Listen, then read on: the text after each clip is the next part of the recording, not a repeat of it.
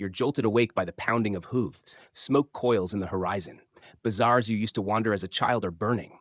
You hear screams, closer now, and the roar of fire consuming the city walls. Gurganj, once a jewel of Khwarezm, is dying, and your father, Shah Muhammad II, is nowhere to be found. Not in the citadel, not in the mosques.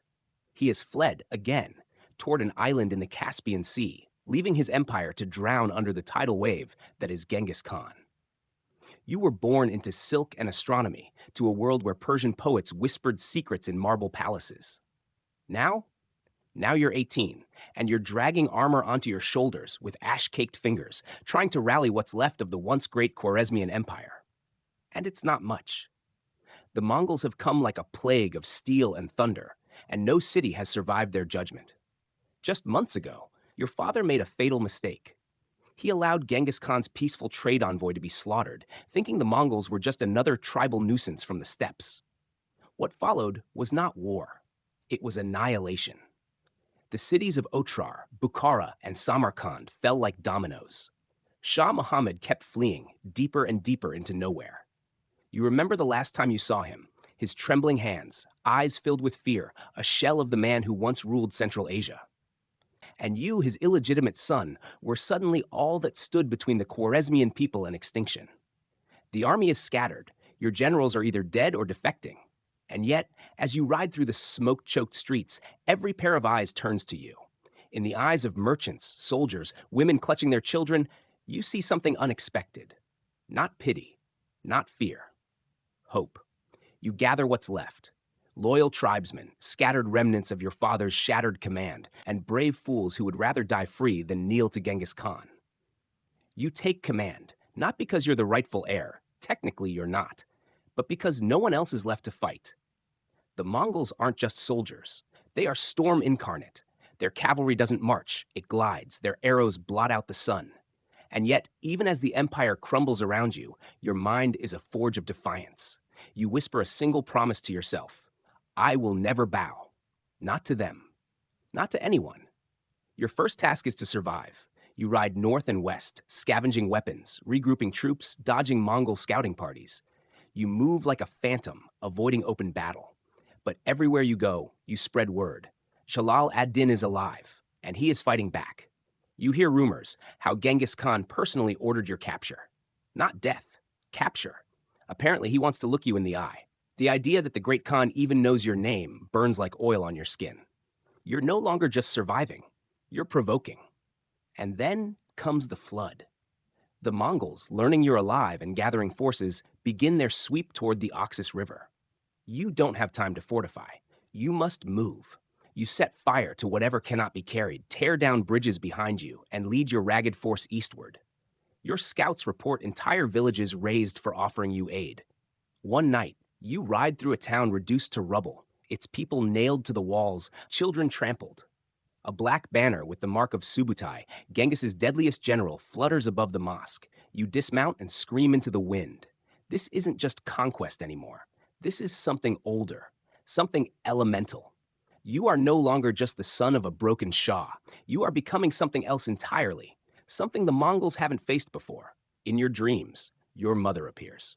Turkan Khatun, a Kipchak woman of strength and subtlety, now dead, executed by your father's enemies. She reminds you of the blood in your veins, Persian, Turkic, warrior. You are not your father, she says. You do not run. So you don't. You begin to strike back, not just in skirmishes, but in bold raids. You ambush a Mongol vanguard in the hills of Nishapur, catching them mid-crossing in a shallow ravine. It's brutal, up close.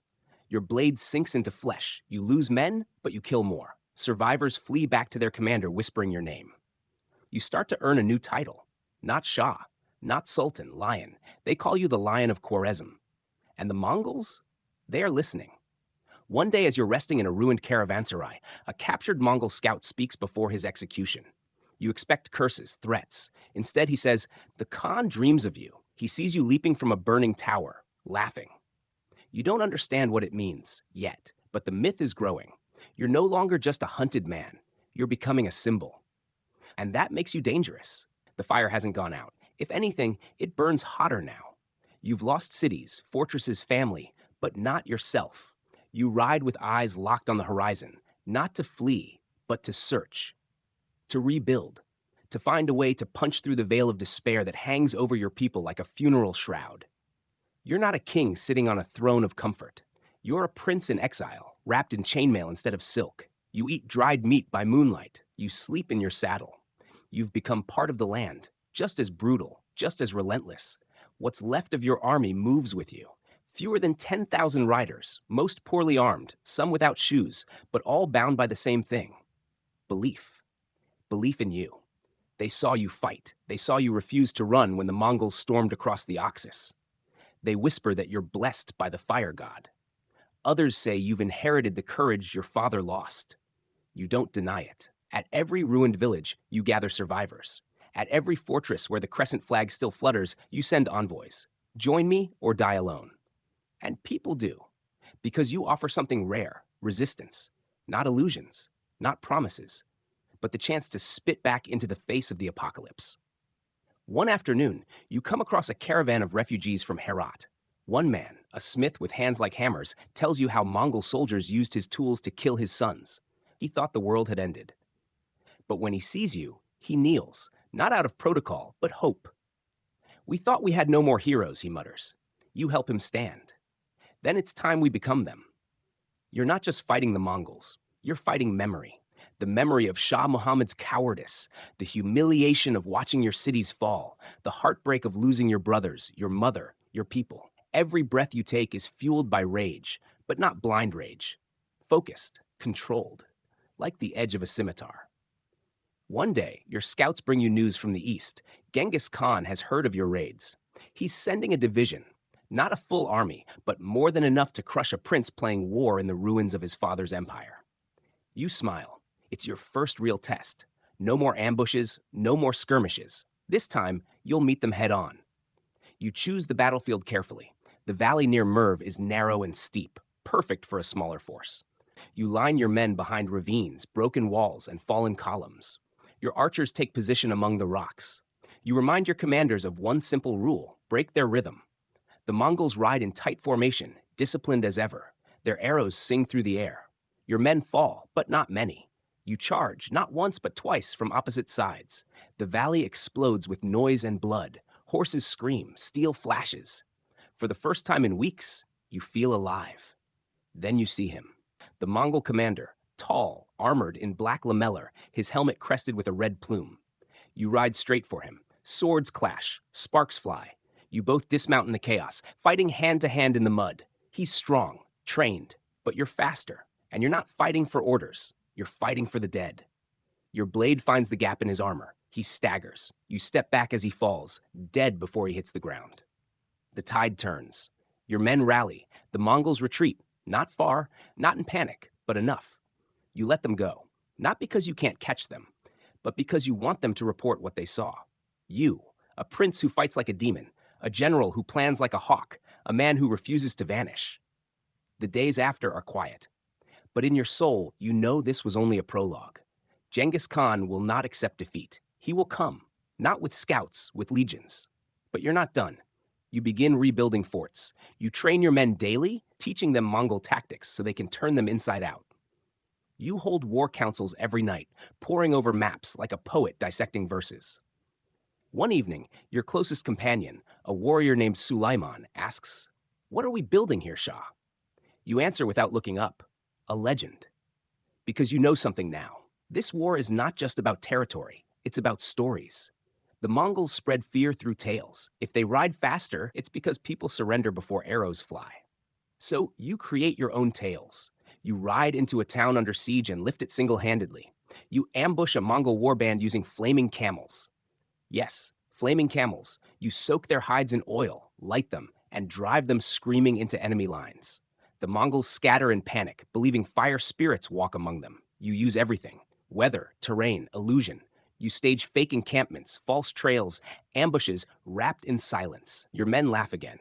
They tell stories by firelight. They believe. One night you receive a visitor, a girl no older than 12, from a destroyed village. She's barefoot, silent, holding a dagger. You ask where her family is. Gone. You ask why she came. To fight. You give her food, clothing, and a place among the archers. You don't ask her name. You don't have to. She's like you, a soul forged in the fire the Mongols left behind. And you realize this isn't your fight alone anymore. This is a resistance. This is vengeance. This is the birth of something the Khan never expected. A legacy built not on conquest, but on refusal. And you swear, once again, as you stare into the ashes of your homeland. Your breath clouds the cold morning air as you ride ahead of your men. The wind howls across the flatlands, and the earth beneath your horse's hooves feels brittle, as if even the soil fears what's coming. You scan the horizon. You're not just marching anymore, you're hunting. The Mongols know you exist. They've sent scouts, harassers, false envoys. You've burned their lies and buried their bones. Now you want more than raids. You want a reckoning. And you get it. Your scouts report a Mongol force setting camp near the town of Valien. Veterans, maybe 30,000 strong, led by Shigi Kutug, one of Genghis Khan's most brutal commanders. This is not a raid. This is a purge. And it's aimed at you. You have maybe 15,000 men, less than half the enemy's number. Some of your commanders urge retreat. Even Suleiman, always your fiercest supporter, advises caution. But you stand in front of the fire that night, eyes fixed on the dancing flames. They came to destroy us, you say. We will not wait for them to finish. You ride out at dawn. The sun rises behind you, turning the sky into a sea of blood and gold. Your men move with purpose now. More than soldiers, they are believers. Survivors. Each one has seen the destruction the Mongols leave behind. Each one has lost something. No one needs speeches. They only need your presence, your certainty. And that morning, you give it. You position your troops at Parwan, near a narrow valley where your cavalry can maneuver. But their overwhelming numbers will be pressed tight. You know the Mongols fight in circles, draw enemies out, use feints. But you've studied them. You've survived them. And now, you'll beat them at their own game. Your archers take the flanks. Your spearmen set traps in the narrow passes. The camels are loaded with dry, pitch-soaked branches. And in the dead center, you ride at the head of your heaviest cavalry, ready to charge, not flee. The Mongols arrive like a black wave. Their horns blare. Their banners flutter with crimson wolves. But you don't wait.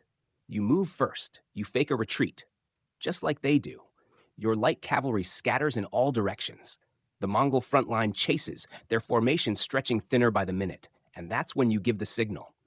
From the cliffs, your archers rise.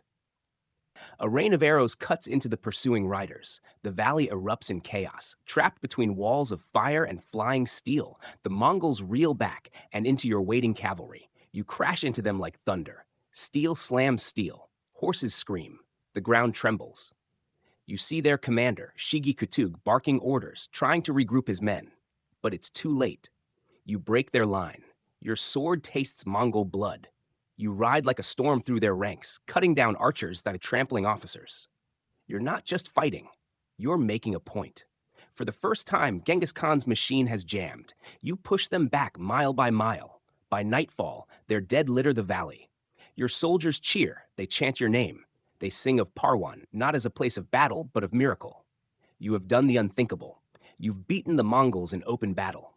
But victory is a fickle thing. The next morning, your camp is buzzing. Not with celebration, but with suspicion. Your generals are arguing. Gold, looted from the Mongols, is being hoarded. Two of your own commanders, emirs who once shared your bread, now accuse each other of betrayal. You try to stop it. You command discipline, but it's too late. Steel is drawn. Blood is spilled. What the Mongols failed to destroy, ambition might. One of the emirs flees with his men, and worse, he carries your battle plans, your maps, your secrets. The taste of victory curdles in your mouth. You sit in your tent that night, staring at your sword. You've defeated Genghis Khan's warriors, but your army is unraveling from the inside.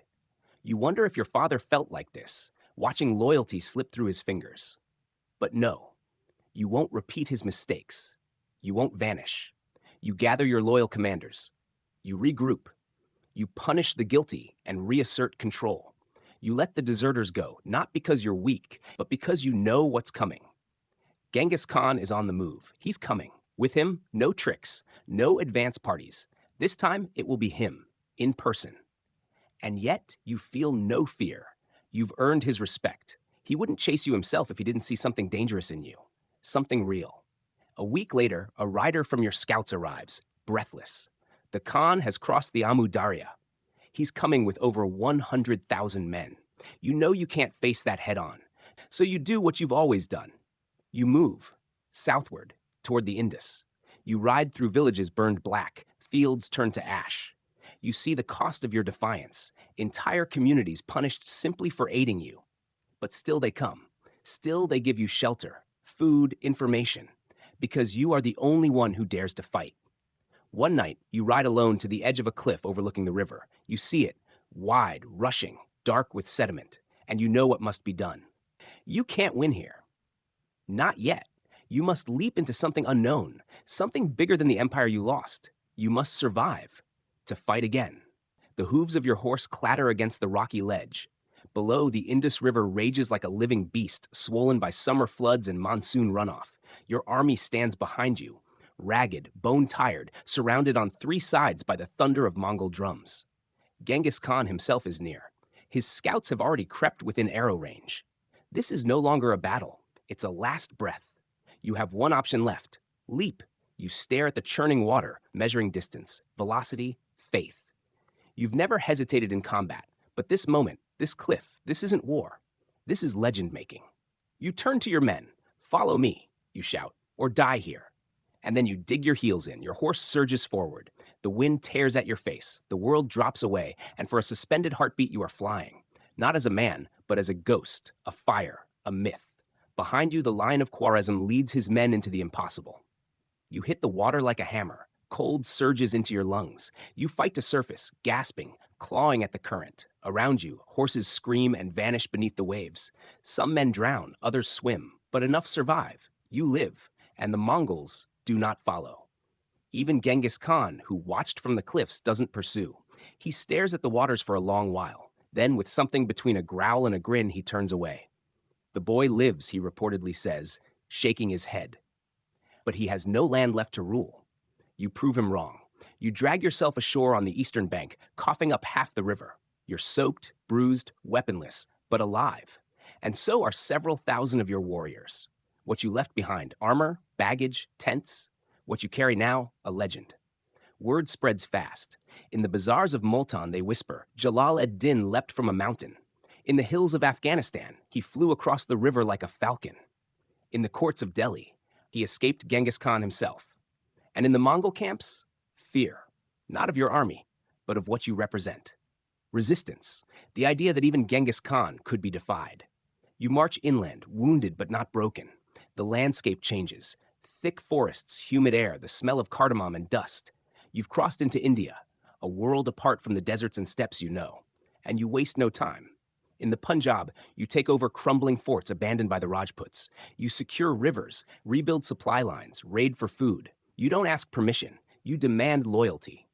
Your men call you Shah again, and this time, you accept it, not as inheritance, but as identity. You begin raising a new army. Locals come, some for gold, some for vengeance. Some just to serve the man who defied the Mongols and lived. You accept them all. You train them in skirmish tactics, guerrilla ambushes, horse archery.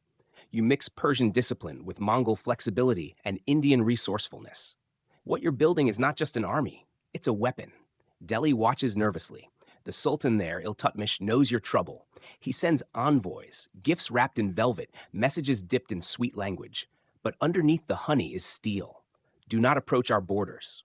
You send the gifts back. Your scouts raid Sultanate outposts. Your name becomes both feared and adored. You are the chaos rising from the ashes of two worlds. And you're not done yet.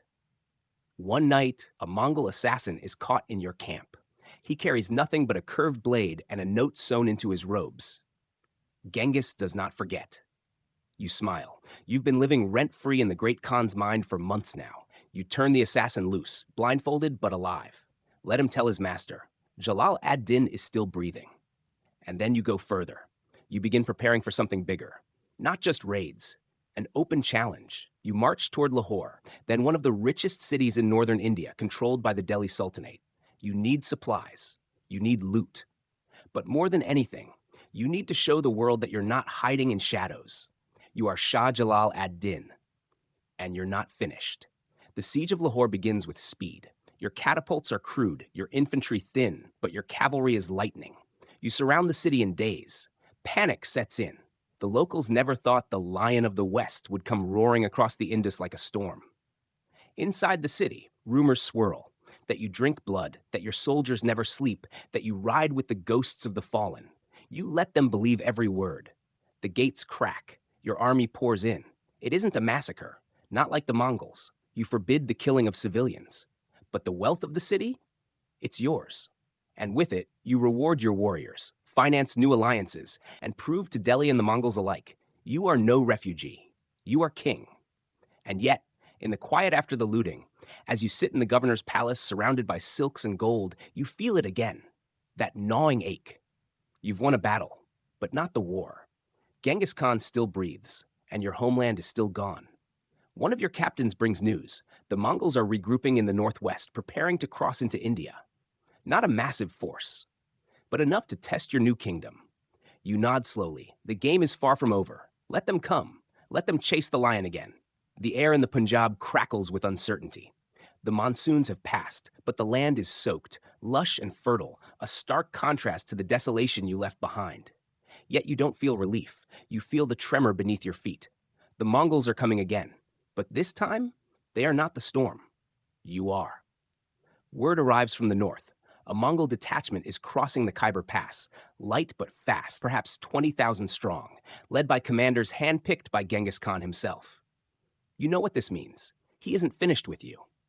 Not yet. You call your men to arms. Lahore is behind you now, its gold fueling your movement, its forges reshaping captured Mongol iron into curved blades and arrowheads. You don't wait for the enemy to reach you. You ride north to meet them. The plains give way to ridges and scrubland. Your scouts report enemy movement near the Salt Range, a treacherous stretch of land where the rivers twist and cliffs hide 1,000 ambush points. Perfect terrain for you. You remember every gorge, every river crossing.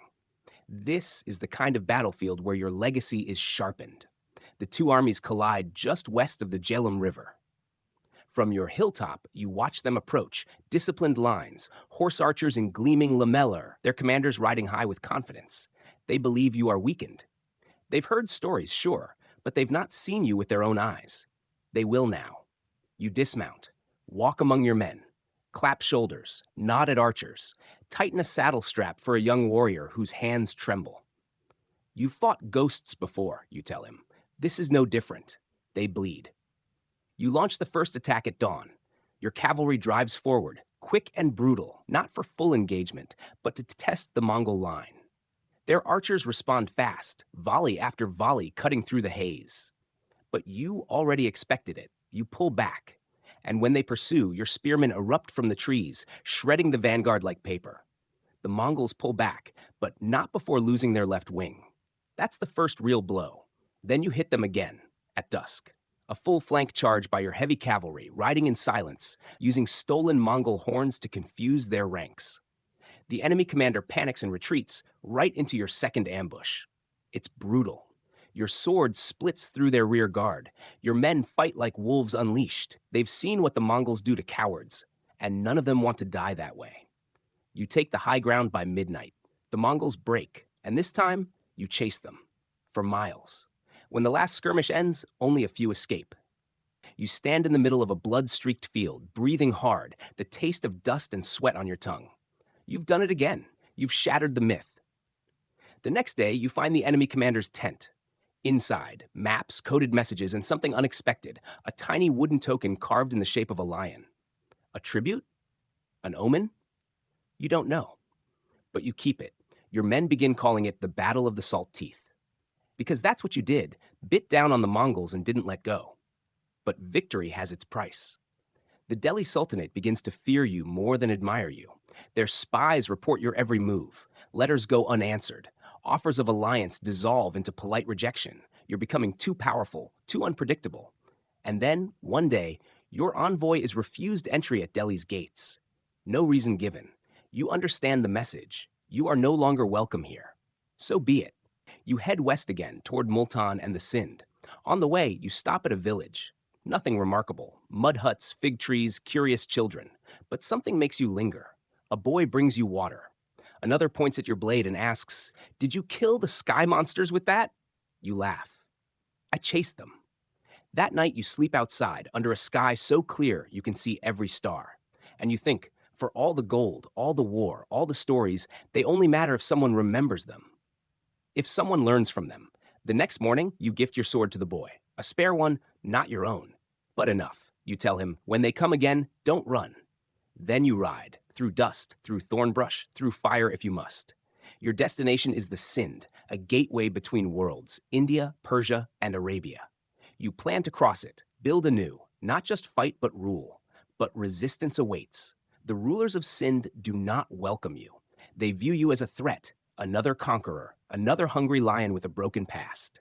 They close their gates, deny you entry, and warn their neighbors. The Delhi Sultanate whispers behind their hands, fueling the paranoia.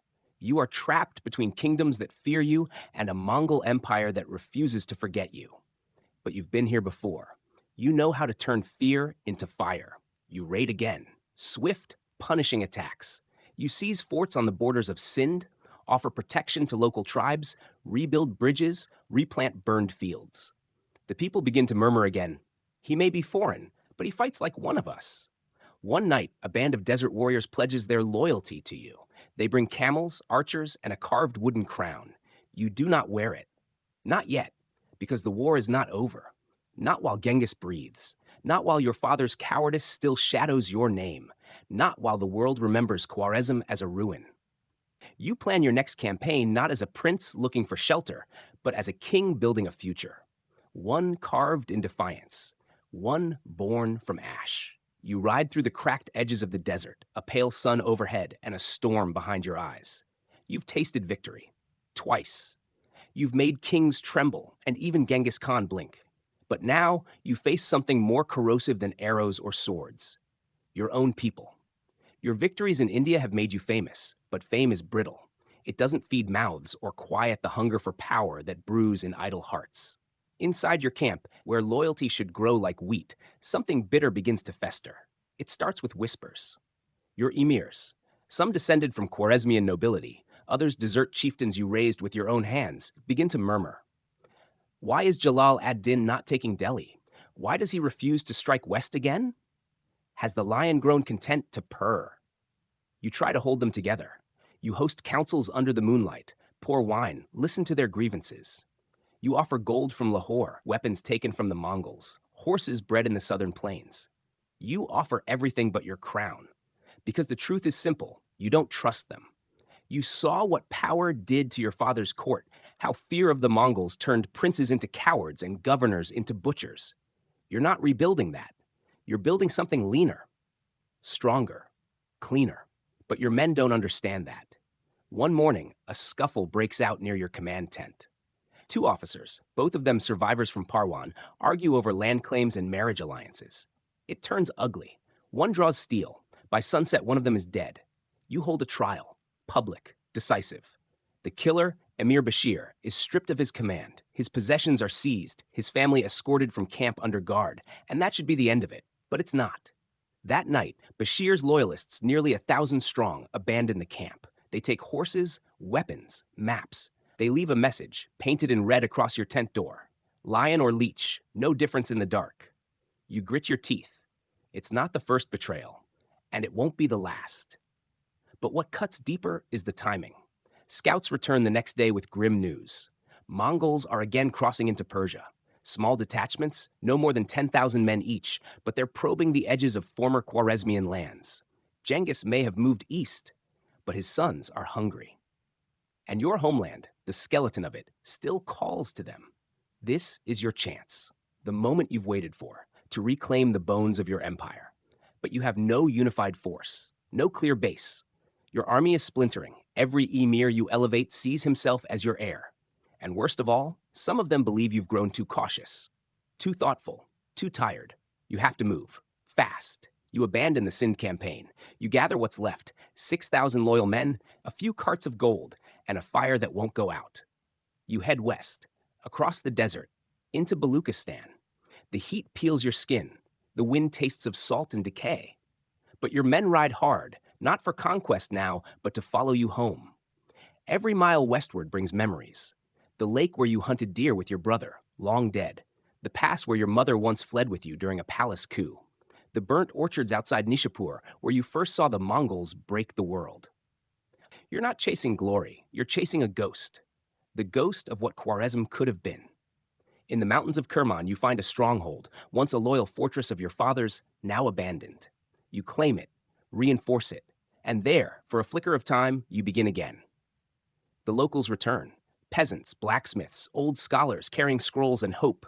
They call you Shah now without hesitation. Because while you may not have a palace, you have purpose. And that is rare. From Kerman, you write letters to tribal leaders in the Caucasus, to old generals who once swore to your family, to cities still flying their own banners in the absence of any empire. Some answer, others ignore you. But a few, just enough, respond with oaths. And slowly, your army grows again. But you've learned your lesson. No more spoiled emirs. No more dynastic titles. You choose your commanders based on merit, on loyalty, on courage, on who bled beside you at Parwan and Salt Teeth. Not who wore silk in Gurganj. One of them is a woman, Zuleika, whose husband fell to a Mongol arrow. She leads 300 archers now, each one as sharp as her tongue. Your men respect her. You do too. Another is a boy of 15, Tariq, who once rode as a courier, now rides at your side like a shadow. He asks too many questions, but he listens. He learns. And you see something dangerous in him, belief. You begin raiding again. Not recklessly, strategically. You hit Mongol supply lines near Ray. You ambush a garrison at Yazd. You take a fortress near Isfahan that once flew their banner. And you leave behind not just bodies, but symbols. The lion crest carved into stone. The words "still here," written in Persian, Arabic, and even Mongolian. Let them know. Let them all know. You didn't die at the Indus. You didn't fade into myth. You're still writing the story. And it's not over yet. You stand at the edge of a gorge near Ghazni, the wind tugging at your cloak like a warning. Below, the rocks plunge steeply into a river that once shimmered with trade, caravans, and laughter. Now it carries whispers of ruin. You've returned to a land you once passed through in desperation, wounded and hounded by Genghis Khan. But this time, it's different. This time, you're not escaping. You've come back to carve your story into stone. Word spreads quickly that you've returned to Persia, not as a ghost, but as a force. Tribes who once fled into the mountains emerge again. Old officers, scarred and bitter, return to your banner. Cities you once had to beg for shelter now hesitate before closing their gates. Not because they love you, but because they fear what will happen if they don't. In a highland valley near Herat, your scouts find a contingent of Mongol soldiers, perhaps 3,000, holding a fort abandoned after the first wave of conquests. You seize the moment. Your army, now nearly 10,000 strong again, is leaner, faster, more dangerous than ever. You plan the assault personally, drawing from your own scars and the Mongols' own tactics. You don't charge straight in. You starve them. Cut off the water supply. Send riders in circles day and night to exhaust their nerves. When the gates finally open, they open without a fight. The enemy commander throws down his weapons and kneels. A captured standard of Genghis Khan lies beside him. You take it. Not as a trophy, as a warning. A few days later, you stand on the battlements of that same fortress and gaze north, toward Transoxiana, the once pulsing heart of Khwarezm. You haven't forgotten Gurganj, or Bukhara, or Samarkand. But you don't march north yet, not because you're afraid, but because something else is stirring. To the west, in the Caucasus and Anatolia, new powers rise, fledgling kingdoms, shifting alliances, broken crusader states, and Seljuk warlords hungry for dominance. The Mongols haven't gotten that far, yet, but they will. You've seen how fast they move, how thorough they are. You've lived it. So you decide to move first. The Caucasus is not a retreat, it's a pivot. You take your army west across treacherous mountain passes, through gorges where bandits test your patience, across icy ridgelines where even the horses hesitate. But you push on through the brutal cold and biting hunger. You reach the kingdom of Armenia, and then Georgia. These are Christian lands, but their people have also suffered under Mongol terror. Some welcome you, others resist. You offer them peace in one hand and steel in the other. In Tbilisi, you meet Queen Rusudan's envoy, a sharp-tongued nobleman with a measured stare. He offers an alliance, tense, conditional, but real. You agree, for now, because both of you understand the truth. The Mongols are coming. But not yet. For a season, you build. You make a temporary capital in the highlands. You establish patrols, train new cavalry, recruit mountaineers who know the back trails and cliffs like veins in their hands. You raid Mongol supply routes from the Caspian. You ambush their messengers. You burn their border posts and vanish into the trees before reinforcements arrive. And once again, the rumors spread like wildfire. The lion is alive. He walks the mountains. He speaks with kings and rides with ghosts. You become something more than a man again, something whispered about in both fear and awe. But you do not rest. One morning, you ride to the edge of the Black Sea and kneel in the sand. You collect a handful of cold salt water and let it run between your fingers. You've crossed an empire to get here. From the deserts of Khwarezm to the plains of India, back through Persia and now the edge of Europe. And all along, one truth has followed you. You will never be safe. Not while Genghis Khan draws breath. But here, on this jagged edge of the world, you find something surprising. Peace? No, never that. But purpose. There are wars ahead, new enemies, new allies, new betrayals, but also new chances. A local chieftain offers you a treaty. In exchange for protecting his mountain passes, he'll give you access to timber, salt, and food. You agree. Your men carve roads into the hills, set up watchtowers, write Persian poetry into the stone walls of newly reinforced forts. And then one day you receive a message, carried by a merchant, sealed in wax, plain script. The Khan is dead. Genghis has died, in China on campaign, from a fall, or perhaps an illness. The details are uncertain. But the word is out. You stand on the battlements that night, the wind clawing at your coat, and you let out a breath you didn't know you were holding. He's gone. But you know better than to relax. Because what Genghis built was not just an army, it was an empire. And now his sons, Ogedei, Chagatai, Tolui, will want to prove they can hold it. You were their father's most defiant enemy. You will be their test.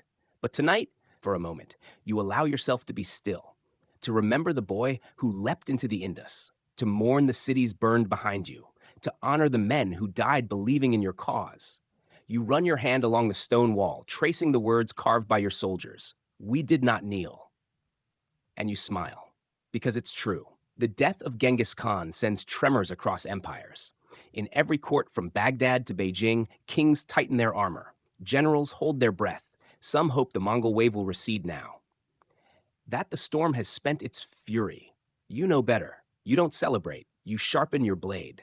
Because this is the most dangerous moment of all. Not when the beast is at your gates, but when its cubs rise to fight each other. And one of them turns to finish what the father began. And you're unfinished business. The word reaches you quickly. Genghis Khan's successor is his third son, Ogedei. Calm, calculating, less volcanic than his father, but just as ruthless. Already, he's begun restructuring the empire, restoring order, appointing generals to continue his father's work in Persia and the Caucasus. You realize something essential. You no longer fight Genghis the man. You fight the idea of Genghis, the system, the machine, an empire of wheels that never stop turning. So you begin moving before the next storm hits. You send envoys into Anatolia. The Seljuk Sultanate of Rum is fractured, its cities nervously watching both east and west. You offer them an alliance, experience for gold, soldiers for territory. You speak to their pride. I fought Genghis. You haven't. Some are intrigued, others are terrified. You press forward anyway. Your army, now numbering over 15,000, is leaner, battle-hardened, part Khwarezmian, part Georgian, part nomadic mountain clans who've followed you for years. It's no longer an imperial army. It's a fellowship of the furious. You march toward eastern Anatolia, taking small towns that once flew under Turkish or Armenian banners. You don't rule them by decree. You rule them by protection. Mongol raiders have begun appearing in the north, testing the defenses of the Caucasus. Villages burned, fortresses torched. But they avoid you because they remember, because you've become the monster they whisper about in their tents. In one such raid, you intercept a Mongol detachment no more than 4,000, but they carry new standards, symbols of Ogedei's rule, carved into black wood. You ride out to meet them. You don't speak. You kill. The fight is short and merciless. Your archers pin them at the riverbank. Your cavalry cuts through like thunder. You take no prisoners, only one survivor, a boy no older than 14. He's wounded, scared, and shaking when you lift him up from the dirt. Tell them, you say. Jalal ad-Din still breathes. Then you let him go. You know he'll run fast. That's the point. You want Ogedei to know you're still in the game. You move your base further into eastern Anatolia, near the city of Alat, a fortress of mixed loyalties. The locals fear the Mongols, but they fear you more. You offer them a choice: shelter under your banner, or be left to face the next wave alone. They choose you. And with that, your power grows again. You send riders deep into the Seljuk territories. You want maps, supplies, new allies. You want to feel out the future. And what you find is chaos. The Seljuk princes are squabbling like carrion birds. Cities like Erzurum and Sivas drift between loyalty and rebellion. Their armies are large but soft, rich but scattered. You see opportunity. And then, as if summoned by your ambitions, comes a letter. From Sultan Kaikubad I of Rum. He invites you to Konya, not for war, for negotiation. Your advisors argue over what it means. A trap, a sign of weakness, an overture for alliance? You listen, then silence them with one sentence. He fears the Mongols more than he fears me. You ride to Konya. It's a grand city, richer than anything you've seen since Lahore. Sprawling bazaars, courtyards dripping with jasmine, scholars quoting Greek and Persian philosophy in the same breath. The Seljuks live in silk. You arrive wearing armor still stained with Mongol blood. The court watches you with a mixture of curiosity and dread. The Sultan meets you in his private garden. You bow, but only slightly. He offers wine. You decline. You have caused unrest, he says. I've caused memory, you reply. He studies you for a long time, then nods. He agrees to a non-aggression pact, nothing more. No joint campaigns, no declarations of alliance, just a quiet understanding. Stay east and we won't cross blades. You accept, for now, because you need time, because you know what's coming. In early spring, scouts bring you news that sends your pulse into a gallop. A new Mongol army has crossed into the Caucasus, 30,000, well-equipped, led by a general named Chormakhan, one of Ogedai's most trusted. Their orders: crush remaining resistance, establish a permanent western base, and above all, kill Jalal ad-Din. It's happening. The game begins again. You gather your commanders. You mark maps with red ink. You build watchtowers across the Zagros ridges. You dig trenches around Alat and reinforce the grain stores. Every night, you walk the perimeter yourself. No bodyguards, no ceremony, just a man at war. And then, one fog-thick dawn, a horn blares from the hills. They're here. The Mongol vanguard descends like a black wave from the highlands, kicking dust across the valley. Their banners flap in the wind. The crescent moon and lion crest fly above your fortress. Inside, your men grip their weapons tighter. Archers notch their arrows. You climb the tower and stare down at the approaching army. And you smile, because you've been here before, because you've bled here before. Because this time, you're ready. The horns are still echoing as you descend from the tower, your boots striking stone like war drums. This isn't the first Mongol siege you've faced, but it feels like the most personal. Chormakhan isn't here just to conquer. He's here to finish what Genghis Khan started. And you are the unfinished chapter that still burns in their memory like a scar that won't heal. You assemble your captains in the fortress courtyard. The mood is electric. Not fear, not yet, but something sharper. Tension strung like a bowstring before the first shot. Zuleika stands beside the map table, jaw tight, eyes scanning the ridgelines. Tariq, now more man than boy, has grown into your chief courier and strategist. His fingers trace the routes out of Ahlat like he knows them by heart. They'll hit from the north, he says. Hard, but they'll hold reserves in the east. That's where Chormakhan will be, watching. You nod. Then, that's where we aim. The siege begins before sunset. The first volleys come from siege engines planted on the rocky slope, giant stones hurled over the walls, crashing through towers, scattering debris and dust. Your archers return fire, flaming arrows igniting the dry scrub near the Mongol advance lines. Screams rise in the dark. Your men hold.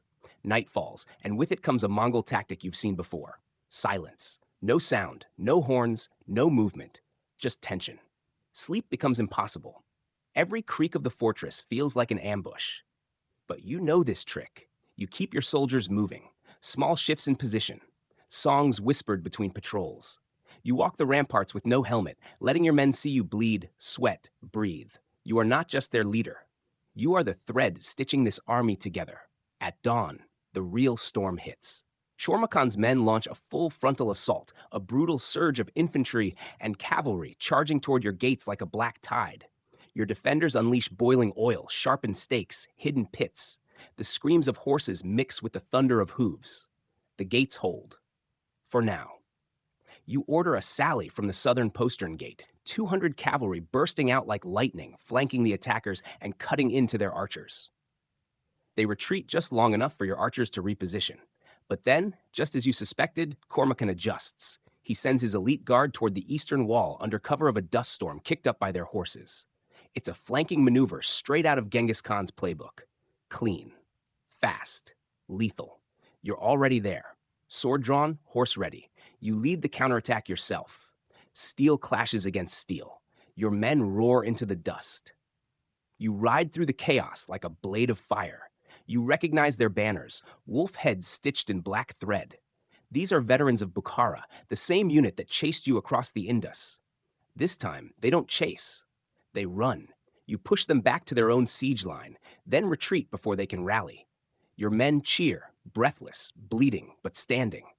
That night, your scouts bring a prisoner, a young Mongol officer with a broken arm.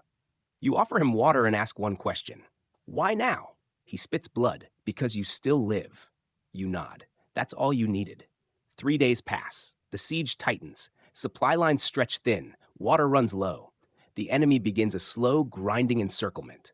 But you're not waiting for them to finish. You plan your breakout. You've always known how this ends.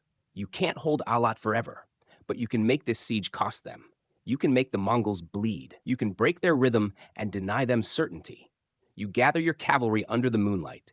2,000 riders, your best. You ride at dawn, out the southern gate, not to flee, but to flank, to stab them where they think you're weakest. You hit their camp while their main force is still fixated on your walls. Tents burn, wagons shatter, horses scatter. They never expected you to ride into the teeth of death again. But that's who you are. That's why you're still here. In the chaos, your men fight like lions. Some fall, many survive. And as you withdraw toward the mountains, the Mongols are too stunned to pursue immediately. Their siege? Broken. Their command structure? Rattled. Chormakan regroups, furious. But you're gone. Your rearguard detonates oil barrels at the gate before leaving, turning the fortress entrance into a wall of fire. It won't hold them forever, but it doesn't need to. You've already done what you came to do. You ride east again into the mountains, into exile again. But this time, there's no shame, no desperation. This time, there is strategy. Your message is clear. You will not be pinned. You will not be caged. You are Jalal ad-Din, the man who stood against Genghis Khan, survived Ogedei, and outmaneuvered Chormakan.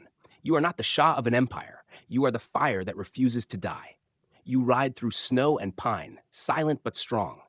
Behind you, legends are already forming. The Lion of Khwarezm strikes again. Snow crunches under your boots as you lead your weary column through a frozen pass in the Armenian highlands. The cold bites sharper than swords now, but your heart burns hot. You've survived another Mongol siege. You've humiliated Chormakan. And while the fortress of Ahlat may lie behind in ashes, your name rides ahead, on the lips of traitors, kings, and warlords alike. You are not conquered. You are catalytic.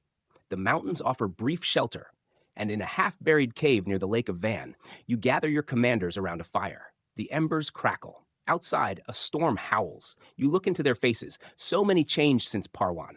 Some new, some old, all hardened. Zuleika sharpens her dagger in silence.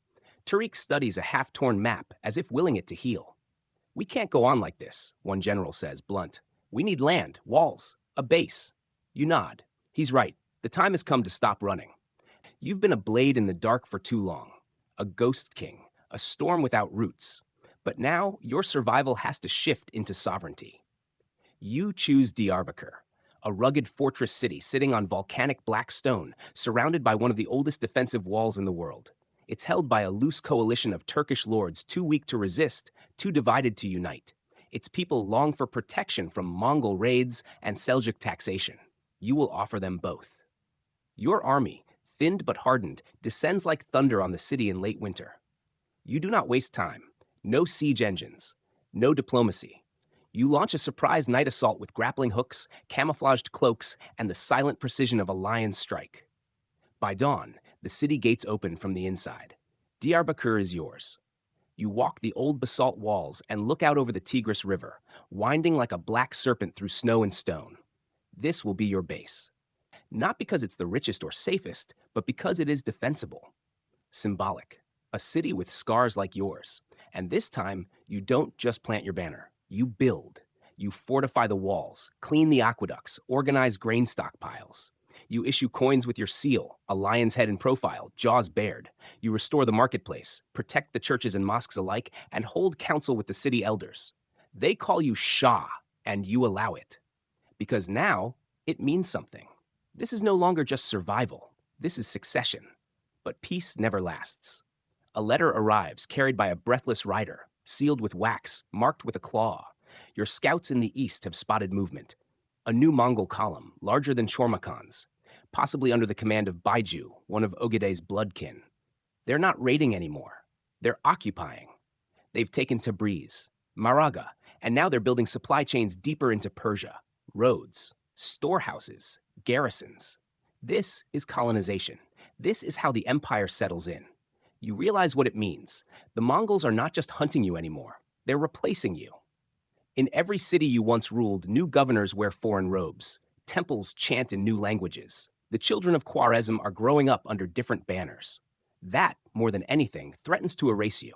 Not your life, your legacy. You gather your council again. You propose something bold. A march to Mosul. It sits between the Tigris and the desert, a crucial waypoint of trade and culture.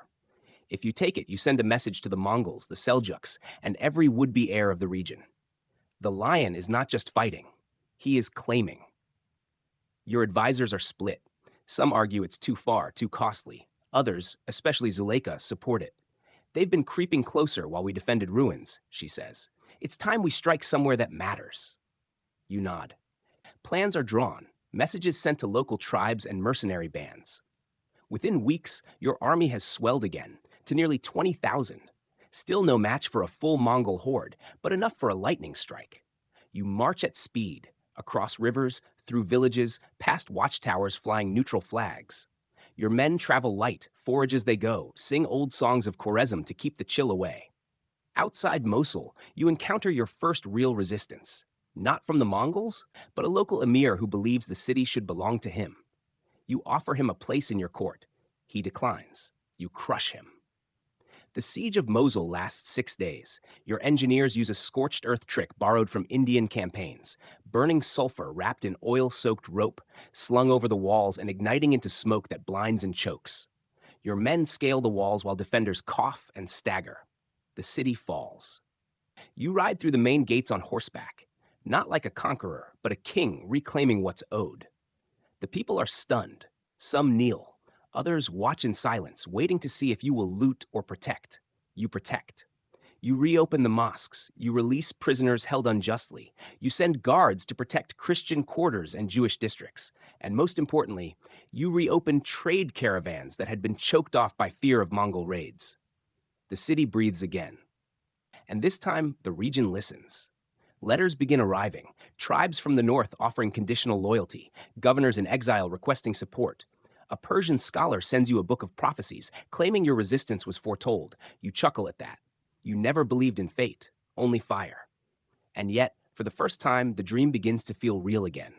Not just revenge, not just raids, but a kingdom, a homeland born not from inheritance, but from defiance. Spring comes late to Mosul. The river swells with melted snow, the market hums with new merchants, and your banner, still that snarling lion's head, flutters high over the blackstone walls. You've done the impossible again. A decade ago, you were a fugitive leaping into the Indus. Now, you sit on a throne built from scars and strategy. But thrones don't stay warm for long. The Mongols are coming again. Not rumors this time, proof. Your scouts return from the east with grim faces and cracked lips. Baiju's army has crossed the Zagros Mountains, 35,000 strong, war-tested veterans, siege engineers, heavy cavalry. This isn't a raid, it's a campaign. Their orders are clear. Erase Jalal ad-Din. They want your name cut from memory. You pace the war chamber late into the night. Your commanders argue, hold Mosul or fall back and fight on the move. You weigh the options. Hold and risk being crushed in another siege. Run and risk becoming a ghost again. But there's a third path. You'll meet them, not as prey, not as a king hiding behind stone, but in the open. You gather your army, 22,000 now, with reinforcements from Kurdish Highlanders and Arab desert riders. A strange coalition, but yours, bound not by blood but by belief. You ride east. Your plan: engage Baiju before he reaches the Tigris. Disrupt his supply lines. Bleed him in the hills. Make his army feel the terrain, the weather, the rage of a people not ready to kneel. On the plains near Nahavand, you set your trap. You choose your ground carefully: rolling hills, a narrow gorge at your back, and a thick stand of trees flanking the north. You position archers there, hidden. Your cavalry split into 3 mobile wings. And you, at the center, armored in black and silver, your face calm, your sword worn but sharp. The Mongols arrive at dawn. Baiju rides at their head, tall, precise, eyes like cold metal. He doesn't rush. He knows your reputation. He knows this won't be easy. But he still believes, like so many before, that you're just a man clinging to pride. You'll prove him wrong. They begin with a barrage, composite bows singing through the morning air. Your front lines absorb it, disciplined. Your counter-volley darkens the sky. The battlefield sings with steel. Then, the charge. Mongol cavalry surges forward in waves, tight formations, wedge attacks designed to break through and scatter. But you hold. Your spearmen brace. Your flanking cavalry springs into motion, hitting their sides like a hammer striking glass. Your men die, but so do theirs. By midday, the field is chaos. Flags burn, horses scream, dust blinds everyone. You ride straight into the melee, sword flashing, your voice rising above the storm. You see Baiju once across the field before he disappears into the crush of bodies. And then, the wind shifts. The Mongol right wing breaks. It's subtle at first. An archer retreats, a banner tilts, a shout of confusion. You seize it. Your reserves crash into the gap. Your archers in the forest unleash hellfire. You turn their precision into panic. The Mongols begin to pull back. Baiju, to his credit, holds longer than most. But he knows the truth. He can't win today. Not against this. Not against you. As the sun sinks low, the Mongol army withdraws, methodical but bleeding. They'll regroup, maybe return. But the field is yours. You don't celebrate. Not yet. Too many dead. Too much still to fight for. But that night, as fires flicker across the plain and your soldiers bandage wounds and sing songs of Khwarezm, you sit alone at the edge of a hill, staring at the stars. And you realize something. You've become more than a fighter. You're a symbol. The man who couldn't be conquered. The lion who outlived the hunter. The king of no capital, no palace, but a kingdom forged in fire and defiance. The next morning, your messengers ride in every direction, north to the Georgians, west to the Seljuks, south to Baghdad. The message is simple: he still lives. You return to Mosul a week later. The city greets you with cheers, but also caution. Everyone loves a victor, but now they wonder what you'll do with your power. Your men want a coronation, a crown, a declaration. You deny them. I am not a king of stone, you say. I am a king of memory. Instead, you host a feast, not for nobles, but for soldiers, craftsmen, widows, and orphans. You walk among them. You eat their food. You laugh. You listen. That night, Tariq asks you, will it ever end? You look at him for a long time. No, you answer. But one day it will be someone else's fight, and they'll know I didn't give up. You rise before dawn and climb to the top of the city walls. You watch the horizon for hours. The Mongols will come again, but so will your answer. You don't wait for Baiju to return. You know better than to give the Mongols the gift of time. In the world of empires, momentum is everything. One lost step, one pause too long, and your legend becomes a cautionary tale whispered by campfires. So you strike first. Before the blood has dried at Nahavand, you begin rebuilding the army, not in numbers alone, but in purpose. You send out envoys, not just to courts and khans, but to the forgotten. Hill tribes, outlaw bands, orphaned cities, displaced scholars. You're not just gathering an army, you're resurrecting a people. And they come.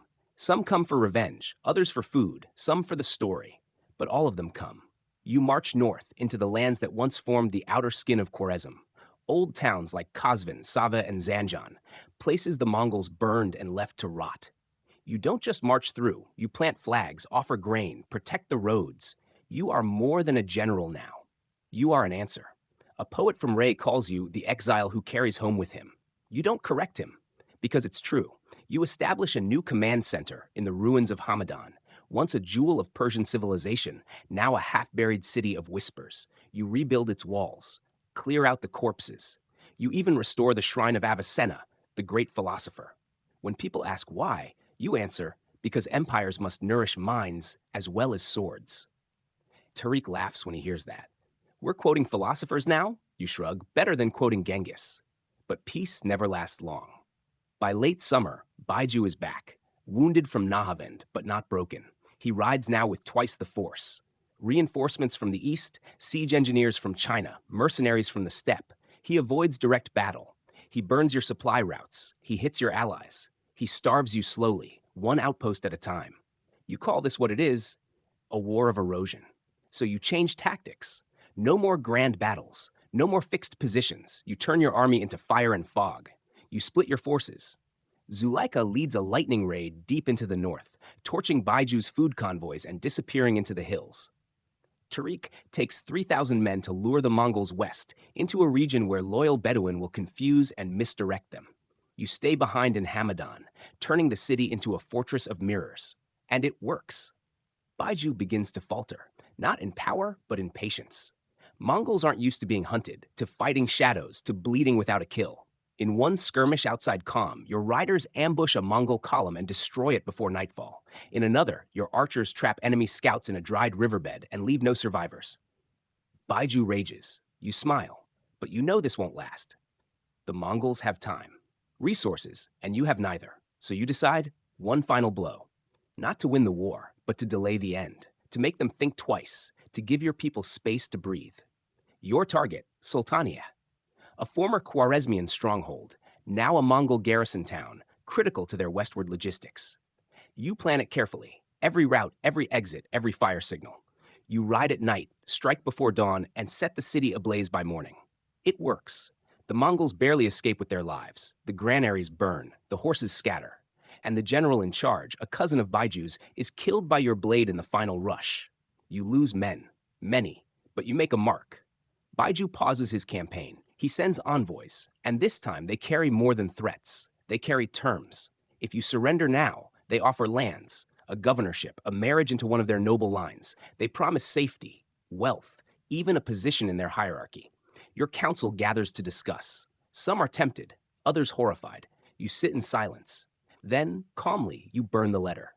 I'd rather choke on my own name, you say, than hear it spoken by a Mongol mouth.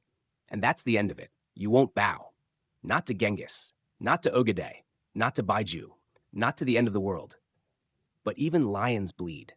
The victories come harder. Your men are tired. Cities begin hesitating before letting your army in. Traders begin pricing their silence higher. And the worst of it, your allies begin to drift. Some blame fear, some greed. But you know it's fatigue. You've been fighting for over a decade, leading, running, burning, rebuilding. And no matter how strong you are, the world doesn't pause for your exhaustion. In the quiet of night, you sit with Tariq beside a dying campfire. What if we can't win? He asks. You don't answer, not with words. You reach into the ashes and pull out a piece of charred wood. Then in the dirt, you draw a single line, a lion's head. That's what we leave behind, you say. Not victory, not territory, just that. Something that refuses to die. The earth under your boots feels colder now. Not because winter is near, though it is, but because something deeper has shifted. You feel it in the way your soldiers ride slower, in the way the wind seems heavier when it brushes against your skin. There are no tears in this army. No one complains. But the silence says everything. You've built a kingdom from scraps. You've bled across plains and deserts to preserve a name. But even legends wear thin with time. Your banners still fly high, but the men beneath them now carry ghosts with them. You ride south again. The plan is to regroup near Isfahan, hoping to reconnect with scattered allies, resecure supply lines, and prepare for the next Mongol move. But what greets you along the way is not a rally of support. It's suspicion. The towns are wary. Some gates don't open at all. In Shiraz, the governor offers you dinner, but not troops. In Yazd, they promise horses, but not loyalty. And in Kashan, you find Mongol standards already hoisted on the towers. They are not armies anymore. They are administrators, civil governors. The empire of Genghis is no longer an invading wave. It's become a tide that reshapes the land in silence, one city at a time. And it terrifies you more than their arrows ever did. You realize something awful. The war may not be lost on the battlefield. It may be lost in memory. Because one by one, the people are forgetting the Shah who stood tall, forgetting Khwarezm, forgetting that once there was resistance. You can't let that happen. So you ride to the most dangerous city of all, Baghdad. The Abbasid Caliphate still holds sway there, a shadow of its former glory, a relic empire that watches and whispers but rarely acts, but it still holds symbolic power. If you can get the caliph to endorse your claim, to speak your name from the pulpit, you might reignite the fire in the hearts of your people. Tariq warns you, they won't trust you. Zuleika sharpens her dagger, then make them fear you. You choose a third way. You walk into Baghdad without armor, no army at your back, just a handful of riders, cloaks pulled low. It is a calculated risk, but it works. You aren't arrested. You aren't attacked. You are watched. For days, you stay in the merchant quarter under a false name. You speak to scholars, dervishes, children. You hear what they say about you. Some call you a butcher, others a hero, but most, they call you irrelevant. And that hurts most of all. You finally send word to the caliph's chamberlain, not to beg, but to remind. A single line, when they come for your gates, remember who made them bleed. You get your audience. The caliph is older now, frail but clever. He listens, long and still.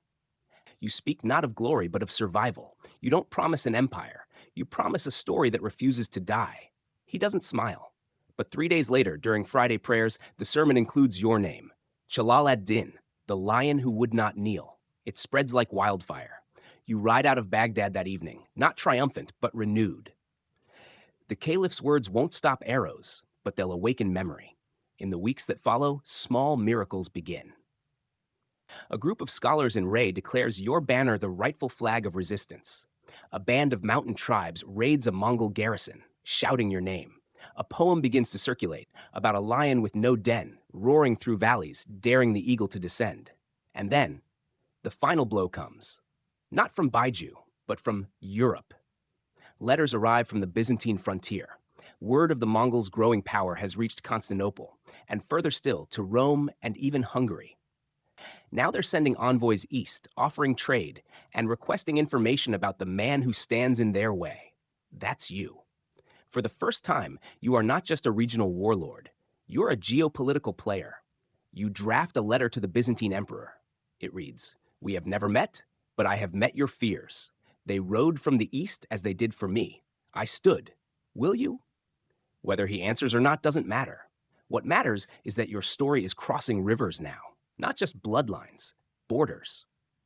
You ride back to Hamadan as autumn falls over the valleys. The trees turn gold, the winds change. Your army is smaller now, but it's purer. The ones who remain, they don't stay because they think you'll win. They stay because they want to matter. Because they believe that a life spent fighting for meaning is better than a quiet death in submission. That night, you sit beneath a fig tree with Zuleika and Tariq. "Do you think we'll live long enough to see peace?" he asks. You don't answer. You don't need to. The silence says everything. The air in Hamadan is colder now, thin and sharp, like the edge of a blade. Autumn is retreating, and the world braces for another winter. But you prepare for your final campaign, not because it's glorious, not because it's winnable, but because it's necessary. You've built something here. Not a kingdom in the traditional sense, no dynastic line, no vast treasury, no marble palaces. But you've built something that frightens empires, a legend with teeth. And now that legend must roar one more time before the silence. Reports flow in. Baiju has regrouped. The Mongols are preparing a massive campaign, not to conquer, but to exterminate. They've abandoned negotiation. They've dismissed governors. This is not about territory anymore. It's about you. You understand what that means. So you set your terms. You won't die behind a wall. You won't wait to be hunted. You'll choose your battleground. You'll write the last chapter. You summon what remains of your forces, around 15,000 men, loyal, hardened. Some old veterans from Khwarezm, others newer recruits from the mountains or the cities you've defended. You look them in the eyes. No speeches, just a nod, a promise. They follow you. Your scouts report Mongol movement near Kanakin, close to the Zagros foothills. Baiju plans to swing south and cut off any retreat routes to Baghdad, then trap you against the mountains and bury the legend once and for all. But you move faster. You race toward the region, crossing rivers swollen with early rain, skirting around flooded ravines, sleeping in armor. You intercept a Mongol vanguard near Kermanshah, 2,000 strong. You ambush them at night, no prisoners. You leave behind only the burning remains of their standards. You're sending a message again. I choose the battlefield. Baiju hears it. He turns his full force west. That's when the world slows. You find a valley near the ancient ruins of Hulwan, surrounded by ridges, forests, and deep-cut ravines. You remember this place. It was once a summer retreat for nobles in your father's court. Now it will be a graveyard, or a monument. You fortify it as best you can, placing archers in the rocks, spiked pits along the narrow paths, hidden trenches camouflaged by leaves and soil. Every pass is measured, every escape route marked. You know this may be the last stand. The Mongols arrive at dawn. The sky is slate gray. Baiju doesn't wait. No ceremony, no envoy, no horn. He charges. The first wave crashes against your front lines, horse archers and light infantry. Your men absorb it, strike back, pull them into kill zones. Your archers fire from the rocks. The Mongols fall in rows. For hours it works. But then the second wave hits. Heavy cavalry, siege crews, chariots modified with battering hooks and flame pots. They strike the flanks, and your line begins to buckle. You enter the battle personally. You always do. Your sword is slower now, your shoulder aches from an old wound, but your presence drives your men like fire through dry grass. You cut down 3 riders in a single sweep. You dismount a Mongol captain with a spear to the gut. You rally a group of cornered spearmen with nothing more than a shout. The ridge holds. For now, but Baiju commits fully. You see him now, across the field, armored in red lacquer, his helm shaped like a hawk. He points his spear directly at you and charges. You meet him halfway. The two of you clash in the middle of a thunderstorm of men in metal. His spear scrapes your thigh. You land a blow on his shield. He knocks you from your horse. You rise. He comes again. This time, you strike hard enough to crack his guard. And then, it happens. Not in a flash, but in silence. An arrow whistles from the chaos, not aimed at your head, at your horse. Your mount collapses. You hit the ground hard. The wind leaves your lungs. You hear shouting, Tariq's voice screaming for you to rise. Zuleika cutting her way toward you. But everything slows. The dust, the blood, the sky turning gold. You push yourself up, you stagger. And then, darkness. You wake up hours later, bandaged, aching, alive. Barely. You lost the field, but not everything. Baiju's army suffered dearly, so much so that they didn't press the pursuit. They left you broken, but breathing. You are carried back to Hamadan by your men, silent, grim, but not defeated. The city mourns. They know the war is nearly over, but not the fight. You can't walk properly now. Your leg has gone numb. Zuleika sits beside your bed sharpening her blade, saying nothing. Tariq writes letters to your allies, pleading for one last push. But you know the truth. Your body may not rise again in battle, but your name? That's still sharp. You dictate a final letter to anyone who will read it, to the Caliph, to the kings of Europe, to the Seljuk remnants. It says, when the lion falls, do not scatter. Stand. When memory fades, speak my name. When they tell you the world cannot be changed, tell them I lived. And then you rest. Not because you're tired, but because you've earned it. You lie still, watching sunlight crawl across the ceiling of your chamber in Hamadan. Each day is harder than the last. The wound festers, the fever comes and goes. But your mind still burns like the first sword drawn in battle. Tariq sits by your side now, reading dispatches aloud. Your forces have scattered into the hills. Zuleika commands a small band raiding Mongol lines to the north. The city remains loyal for now, but every day, more banners appear on the horizon that do not belong to you. You know what that means. The end is here. But this was never about dying in triumph. It was about making sure the world remembers you did not go quietly. In the quiet hours, the memories return like flames in the dark. You remember your father's court, the scent of date palms on the Khwarezmian breeze. You remember your mother's voice, whispering prayers in Persian. You remember the crossing of the Indus, the roar of Parwan, the smoke over Ahlat, the howl of Mongol horns beneath a burning sky. You remember what they took and what you refused to give. Tariq approaches you with a letter. It's from a merchant caravan just returned from Anatolia. He reads it slowly. There's a legend now, he says.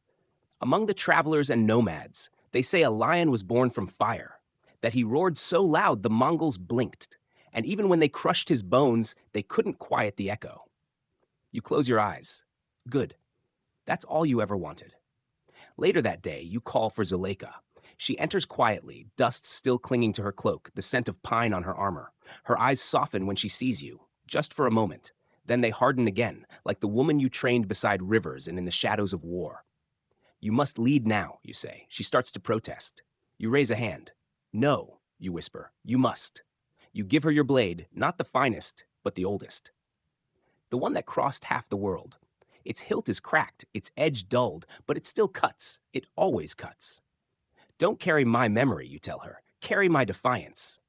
She bows, not as a soldier, but as the last student of a master who never stopped fighting.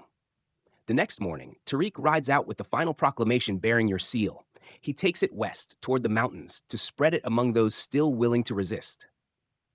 On it is your final creed. I bowed to no empire. I answered no Khan, and I died as I lived, free. By the time night falls, your breath is shallow. No horns sound, no armies gather. Only the wind outside your window, whispering across the ridges of Hamadan like it knows your name. And then, peace. Not in surrender, not in despair, but in completion. Because some men are not meant to win. They are meant to burn so brightly that history itself can't look away. And when the Mongols return to Hamadan weeks later, they find no army, no tomb, no golden shrine, only stories. And scattered soldiers who speak of a Shah who refused to kneel, who fought until the world could not forget him. And in that silence, you become immortal. Cool down. So now you've heard it. The story of Jalal ad-Din, the last Shah of Khwarezm, the exile who became a sword, the man who outran, outfoxed, and outright enraged the greatest military machine the world had ever seen. He didn't build an empire that lasted centuries. He didn't die peacefully in silk sheets. But what he did do was impossible. He refused to bow. He refused to disappear. He made the Mongols bleed, made the world take notice, and reminded history that fire sometimes wears a crown. Even when he stood alone, hunted and broken, Jalal ad-Din stood tall. His legacy wasn't a golden palace. It was a roar that echoed across continents. And maybe that's more powerful than any monument. So, wherever you are, whatever time it is, take this story with you. Whether you're facing your own Goliaths or just trying to stay true to yourself in a world that demands you bend, remember the Lion of Khwarezm. He didn't live for comfort. He lived for meaning. If you made it this far, thank you. I hope this story moved you, challenged you, or simply made you look at history in a new way. If it did, then I have one request.